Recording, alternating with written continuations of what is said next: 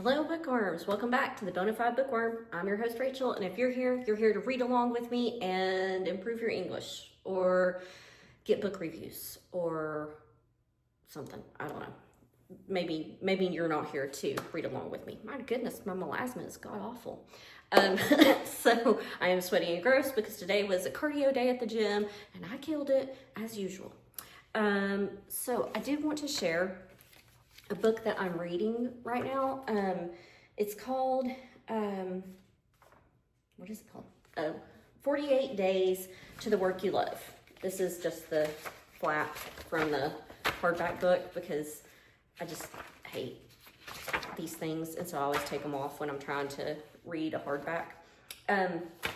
So it is by Dan Miller, and it's a really good book. It's really about a mindset and about changing your attitude, like being excited about what you're doing, whatever that is, and like finding what makes you happy and going for it. And just, I don't know, it's good. I'm only on like chapter 3, so, and I haven't had much time to read lately. So I don't know when I'll get to finish it, hopefully sooner rather than later. And when I do, I will give an update. So when we left off with Saving Sadie by Joal, Derse, Dauer with Elizabeth Ridley, we left off where Joal was going to communicate with a psychic or a medium who specializes in communicating with animals, which I think is very interesting, and don't quite know if I believe in that, but we'll see what happens. So we're going to pick up on page 174. Let's see, like I said, we're picking up where she was going to be with the psychic. It's about halfway down. I was highly intrigued by the possibility that maybe I could communicate with Sadie on a deeper level, and maybe there were people out there who could help initiate that process. In early February, I got in touch with Carrie Davis, a Canadian woman who practices what she calls sacred kinship, using her natural gifts as a medium to enable animals and their people to communicate more directly with one another. I was especially taken by Carrie's philosophy as described on her website. Energetically, we are all one, but in our evolution as rational thinking beings, we have narrowed our ability to communicate with humans only. How true. Carrie was committed to using her psychic gifts to reopen those channels of communication that had become closed off over time. I felt an additional kinship with Carrie when I saw that her website was dedicated to her late dog, Muck-Luck, who was blind and deaf and whom she described as her beloved dog, life partner, and teacher. She wrote, "He taught me everything I do and be. I call him my little wizard. Even though he couldn't see or hear, he lived life full out. He taught me all about energy, healing, deep listening, unconditional love, and never giving up." Clearly, here was a woman who could understand and relate to my experiences and relationship with Sadie because she had lived something so very similar. I was excited to set up my first phone consultation with her, and when we finally spoke, I was amazed. Carrie was able to read Sadie almost immediately and conveyed to me that Sadie had a great deal of light surrounding her. Sadie believed in herself, and she certainly didn't consider herself disabled. Sadie was living with a purpose, her own special purpose that drove her forward every day. Ultimately, Carrie explained, Sadie's journey was more about her changing me, forcing me to open my mind and my heart than it was about me rehabbing her or returning her to the state of physical wholeness that she'd existed in before she was shot. There is a very important message being conveyed here, embedded deep within Carrie's words, but I wasn't quite hearing it, at least not yet. I was too focused on the surface of what she was saying, which was that Sadie was happy with the life she was living now. But am I doing the right thing? I asked Carrie, my voice quavering as I clutched the phone tight. Is this what Sadie really wants? Yes, absolutely, Carrie replied with the confidence that surged across the phone line and settled deep in my soul. Sadie wants to live. She didn't want you to let her die. It wasn't her time to go. She is happy with you every single day, Joel. I don't have words to explain what that meant to me, especially coming from an outsider, someone who had never met Sadie or seen her in person, yet who could still feel in touch and connect with her spirit on such a deep and powerful level. Sustain Sadie, support her, and let her be who she needs to be, Carrie encouraged. Where there is acceptance, true healing begins. Thank you. Thank you so much, I whispered through my tears. I was still on a high from my conversation with Carrie when Dobie Maxwell contacted me again and arranged for Sadie and me to make another appearance on his radio show, The Mothership Connection, at the end of March, this time with Asia Voigt. I was so excited that this was finally going to happen. Asia is a superstar in the field of animal communication, and her clients swear by her ability to help them connect with their pets, both the pets they have now and those that have passed on. The weather was terrible the night we were scheduled to be on Dobie's show, near whiteout conditions with sleet, snow, and freezing rain. So we decided to do the program from home, calling into the studio rather than risk the treacherous drive to Kenosha on icy highways. Asia, who lived in Fitchburg, just outside Madison, also chose to call in rather than risk the 2-hour drive to Kenosha. Excuse me. I always get very just gross after I jog. Snotty and gross. It's just gross. Okay, sorry. Okay. Just outside Madison, also chose to call in rather than risk the 2-hour drive to Kenosha. Yeah. I'm worried that Asia might not be able to get a strong reading from Sadie just over the phone. But I had enough faith to trust in her highly developed spiritual gifts, not to mention the trust I had in Sadie. Trust that she'd be able to project her thoughts and feelings to Asia, even from a distance. It was just before 8 o'clock on Sunday night when I settled onto the couch with a mug of hot chocolate, my fur babies surrounding me, and the phone clutched excitedly in my hand. Dobie introduced Asia first, and she described to Dobie and his listeners how she had had a near-death experience 25 years ago when she was hit by a semi and trapped in her car, surrounded by flames and smoke. She had to jump out of the car to save herself, but was severely burned and only given a 3% chance of survival. For 3 months afterwards, she hovered between life and death and actually crossed over 3 times during that period. Spiritual teachers were there to greet me, and I heard them telepathically, she described for Dobie and his listeners. This brush with death reawakened the dormant abilities Asia had had in her childhood that allowed her to communicate telepathically with people and with animals. Everyone has the ability in their soul to communicate telepathically with animals, with angels, with people who've passed, she insisted.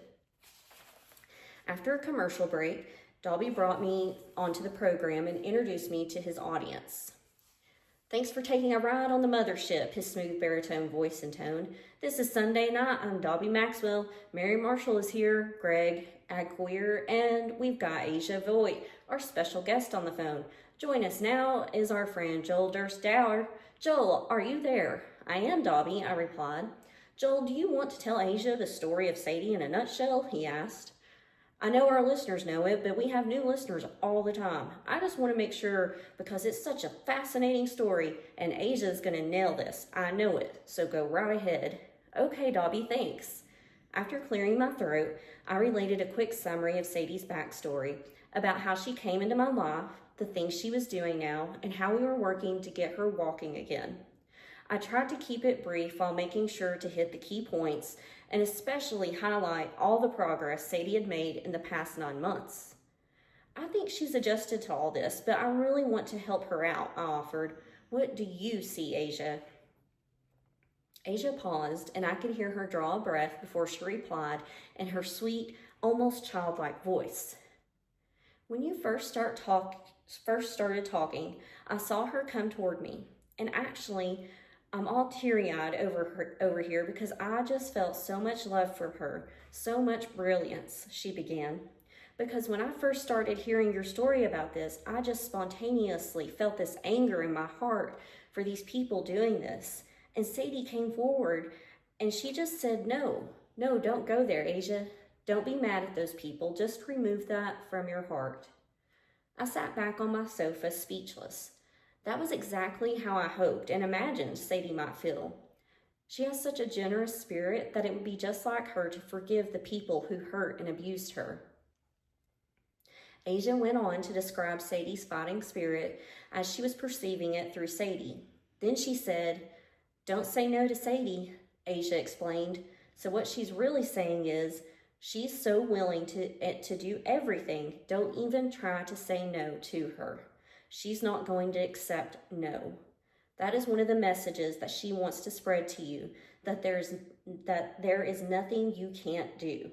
She just wants to wipe the word no out of people's minds when they feel limited, when they feel incapable, when they feel they're not good enough. When they feel all those blocks and limits, then she's like, nuh-uh, we're going to do this. We're going to move forward, and we're going to do it with grace and joy and love." Suddenly, I was very glad that we were on the radio and not on TV, because I didn't want people to see my mouth drop open and my jaw fall to the floor. I was amazed that Asia was able to read Sadie so clearly, so strongly, from miles away, and without even meeting her in person. But then it got even better. Sadie also said that some people, when they see her, they feel sad for her and sometimes look at you like, why would you keep her alive? Why would you do this to this dog? She said that they are in the minority, but that some people still say that. And she said, "I say to you, that's not true for us. I am so glad to be here.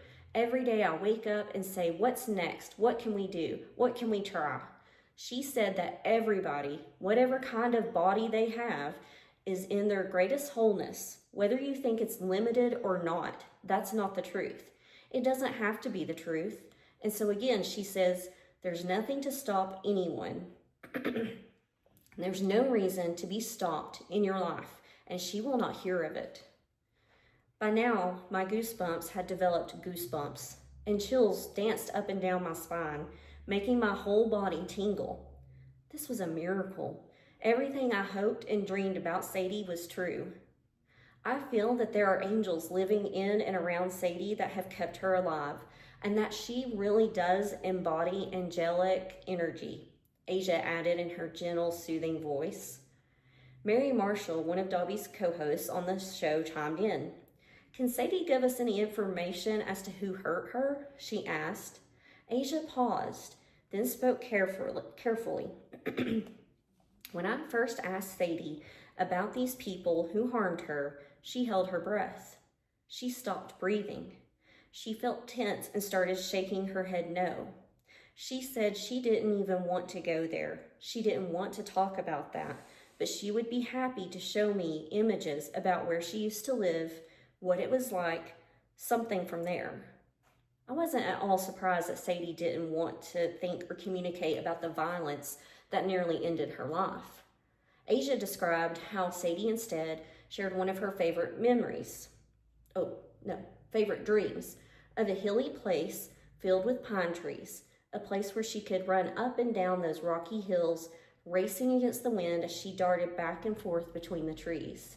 Yes, I thought, that's the life Sadie had before this terrible thing happened to her. That's the life I want to give back to her. As we continued our on-air conversation, I told Asia about Sadie's treatments and how we were constantly changing it up and adding new things.